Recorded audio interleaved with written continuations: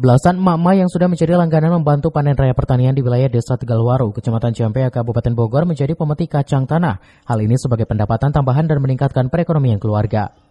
Sejak pagi hari, emak-emak ini sudah berkumpul dalam sebuah tenda dadakan untuk memetik kacang tanah yang sedang panen raya dari binaan Dinas Pertanian dan Pangan Kabupaten Bogor melalui penyuluh pertanian swadaya kelompok tani Sukaluyu II.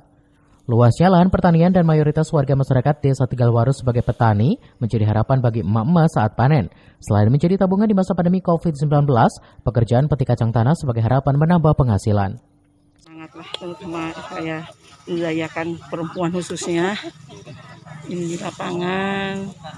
Dia antusias sekali dengan kita diadakannya pertanian panen kacang ini.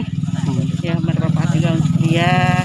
Jadi pada di rumah cuma duduk aja, kalau ada lahan pertanian ini mereka ikut. Alhamdulillah ada pekerjaan untuk income ke dia untuk keluarganya. Dan jelas membantu ya. Karena tadi ya dia saya bilang daripada duduk lebih baik kita kerja.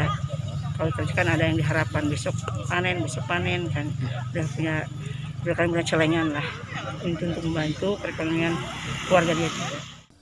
Sekitar 60% wilayah Desa Tegalwaru mempertahankan ketahanan pangan pertanian sebagai mata pencarian keluarga, sehingga sangat minim akan berdirinya perumahan. Dari Ciampea, Kabupaten Bogor, Iman Abdurrahman melaporkan.